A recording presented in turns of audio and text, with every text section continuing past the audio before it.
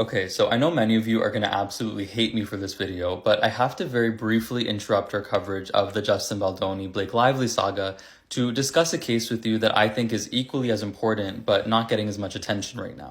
And that is the Jack Wright and Sienna May controversy. So because I know many of you are chronically offline and may not even know who these people are, I took the liberty of reviewing all of the evidence for you, and I'll be presenting it to you in this video in the following 3 sections.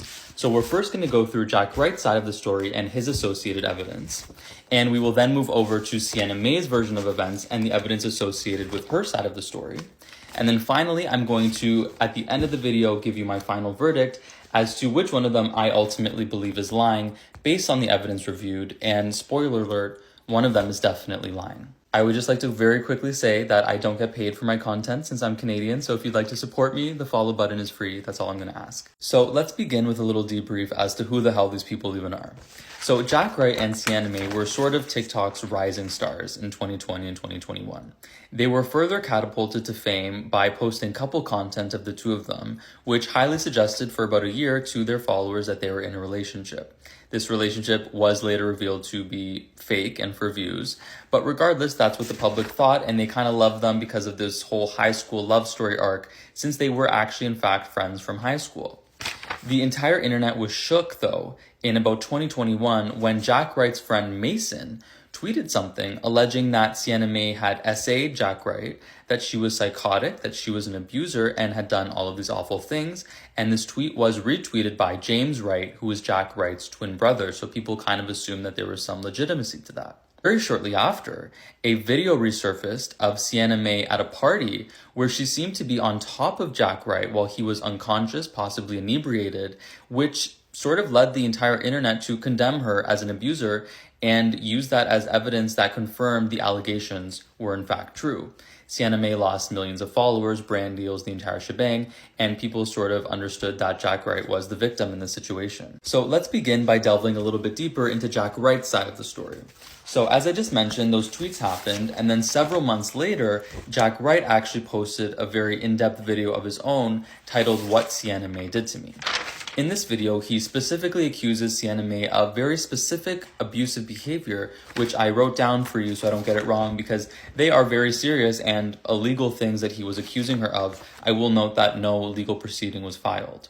So, in the video, Jack detailed allegations such as non-consensual touching, so he alleged that Sienna had touched him inappropriately on multiple occasions, including the now infamous party video that I mentioned previously. He said that he felt violated and uncomfortable. He accused her of manipulative and controlling behavior, so he detailed specific situations where she was very toxic, saying that Sienna often pressured him and disregarded his boundaries. He accused her of breaking into his house at all hours of the night, including picking locks, and he also accused her as being so psychotic that at one point she even jumped out of a moving vehicle in order to get back to him. He said that this had an intense psychological impact on him and that he would never be the same person that he was before. So as for the evidence presented by Jack Wright to substantiate his claims, there really wasn't much other than the original party video, as well as a few screenshots from anonymous accounts. It looks like a Twitter DM, an Instagram DM, and a very blurry screenshot from Snapchat of people, anonymous sources, basically just saying, yes, I had the exact same experience with Sienna May. She is in fact an abuser. There really is no way to confirm who these people are, if they're even real. And regardless of that, the public sentiment toward the video was very much on Jack Wright's side, and really served to solidify the public narrative that had already existed that Sienna May was in fact an abuser. Sienna May did in fact deny all allegations of wrongdoing, but her denials were a little bit erratic and ultimately people didn't believe her. So as is the case with life, there's always more than one side to any story, so let's investigate what Sienna May's version of events really are, because they're obviously quite different from Jack's. So, Sienna May does in fact confirm that their relationship was fake and heavily amplified for views and attention.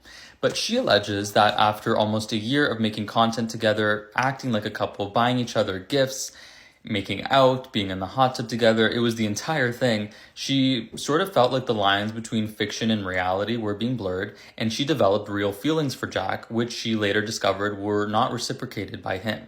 Notably, they had one trip in Hawaii where everything changed, and she decided to sit Jack down and tell him that she's developed feelings for him, and basically gave him an ultimatum. an ultimatum where she said that if Jack had feelings for her, that they could perhaps try dating for real. And if he didn't, she wanted him to be very clear about that. And she wanted to stop faking the relationship because it was damaging her mental health. So after Jack rejected Sienna romantically and confirmed that they would never be anything more than friends, Sienna expressed that what she wanted to do moving forward was to film a video between the two of them where they both collectively explained to their fan base that the relationship was never really real. It was something that they were playing into for the cameras, and that they're still friends and they want to move on amicably. Sienna wanted to do this because as a 16-year-old girl, she was unable to date because everybody had presumed that she was dating Jack, and if she was seen on a date with somebody else, people would make the assumption that she was cheating, etc. Jack very much disagreed with this and felt that it would be catastrophic to their brand, specifically because they had several brand deals that had yet to come to fruition that were given to them as a couple, and this could have jeopardized him financially and also just made him and her look dishonest because they were basically pretending to be in a relationship when they were not. After insisting and insisting, Jack repeatedly refused to film the video with her, so she ended up leaving Hawaii and told him that she was going to film it without him. So Sienna Mae did in fact confirm this altercation had happened with a screenshot of text messages between them. So Sienna messaged Jack on May 14th, 2021, saying, "For my own mental health, I'm going to make this video clarifying what we are so I can move forward with my life. I want you to be a part of it because you are part of this journey, but if you don't want to, I understand. I just need to make it either way." Jack had said, "I'm sorry, Sienna, I just don't think it's smart for both of us." She then didn't respond. The next day he messaged her again saying, "I had so much fun in Hawaii hanging out with you. I'm sorry we got in a fight on this last bit of a trip. I didn't mean what I said. I hope you feel better. Have a safe flight home. See you soon. Heart emoji." Sienna Mae then confirms that she ghosted Jack Wright and his entire friend group for about 2 weeks, and they kind of progressively became paranoid that Sienna Mae was going to make this video because they kept messaging her and she was ignoring them. And according to Sienna, people were nervous that she was going to make a video that made Jack look bad. Sienna alleges that Jack became nervous that her revealing that their entire relationship was fake would hurt his credibility and his likable image, so he decided to go on the offensive first by orchestrating her cancellation to ruin her credibility before these accusations and her side of the story could be publicly aired. So now let's review the evidence as to why I wholeheartedly disbelieve Jack Wright and fully believe Sienna Mae's version of events over his. So number one, the timeline clearly shows that there is a glaring, obvious, clear motive for Jack Wright to preemptively destroy Sienna Mae's character publicly before she could say anything about him that could have damaged his brand and his reputation.